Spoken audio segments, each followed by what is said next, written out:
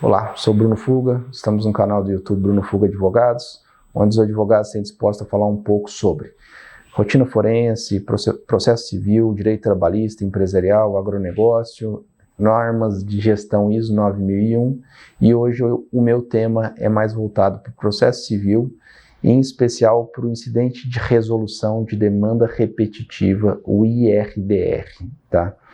Recentemente eu dei uma aula de pós sobre isso e discuti, foi um tema que teve uma controvérsia interessante entre os advogados, alunos, e por ter convivido no escritório com o IRDR, da qual eu discordo e tenho sérias críticas sobre isso. O que é? O que se deve julgar em IRDR?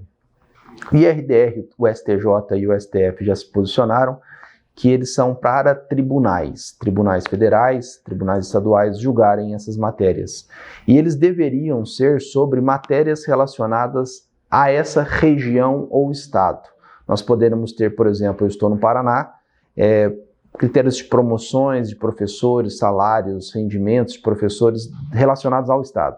Então, essa é uma preocupação centralizada dentro do estado. E, portanto, me parece que o IRDR seria bem pertinente. Ou alguma discussão federal nos tribunais relacionados àquela região, mas um erro perigoso, eu acho, dentro do sistema. Eu sou um otimista do sistema de precedentes, posto, entre aspas, ali, pelo sistema de precedentes do Código de Processo Civil, mas alguns problemas merecem cuidados. E talvez o IRDR, quando julga questões federais, que não são necessariamente questões regionais ou estaduais, trata de um certo perigo. Dois exemplos que eu vejo.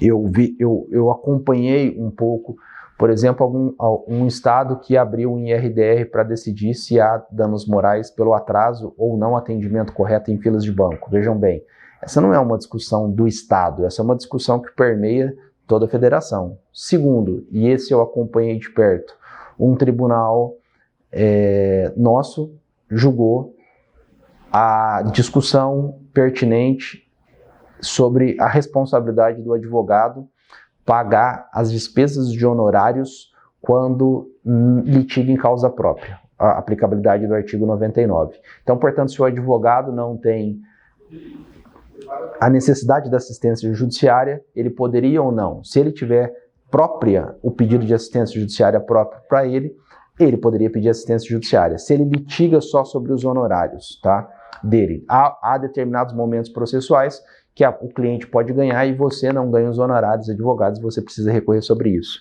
Essa é uma discussão, como eu disse, bastante acalorada. Há diversas decisões do STJ, inclusive sobre, na ótica do Código de Processo Civil, dizendo que se o seu cliente tem deferimento de assistência judiciária, o advogado, entre aspas, poderia colar no cliente, já que advogou num processo de assistência judiciária, e não pagar as custas se ele advoga em causa própria a partir desse momento do recurso. E o tribunal, o mês passado, decidiu em RDR que há responsabilidade do advogado pagar as custas quando ele litiga apenas na esfera recursal sobre os honorários. Então, são dois pontos. Primeiro, há decisões do STJ, mesmo que não repetitiva, afirmando que não precisa pagar, como eu já disse sobre isso. Mas o ponto mais problemático que eu vejo é um tribunal decidir isso em IRDR. É uma discussão, certamente, de interpretação de lei federal, é uma discussão que não está relacionado a um tribunal, de toda a federação, tá? Nós podemos ter tribunais, então, entendendo de formas diversas. Esse IRDR que eu comento, por exemplo, transitou em julgado. Então, por exemplo, naquele estado hoje, advogar nesse sentido tem um IRDR em precedente com forte vinculação. Nos outros tribunais, não. Então, nós temos um problema, certamente, de aplicação dos precedentes aí de uma maneira crônica. E esse precedente firmado em IRDR pelo tribunal é contrário, inclusive, a muitos precedentes do STJ que possibilitam o deferimento da assistência judiciária para o advogado quando está litigando com o cliente que tem assistência judiciária. Então, a discussão, a tese é que não importa. O que importa é abrir, julgar e terminar um IRDR em questões que deveriam ser somente federais. Tá? Eu discorro no meu livro, por exemplo, que Portugal, com a aplicabilidade dos assentos, que é muito parecido com o que nós temos dos precedentes hoje, eles tiveram problemas e considerou como inconstitucional, e me parece que a discussão é muito parecida com o que é essa posta. Nós temos tribunais e nós podemos perder o controle de aplicabilidade dos precedentes, tá? Até mesmo pelo tamanho do Brasil, pelo tamanho do ordenamento e da jurisdição, pela característica nossa de federação de tribunais, nós podemos ter, de repente, agora IRDRs proferidos de forma diferente, o STJ entendendo de forma diferente, há escolhas de estados para juizar ações, tá?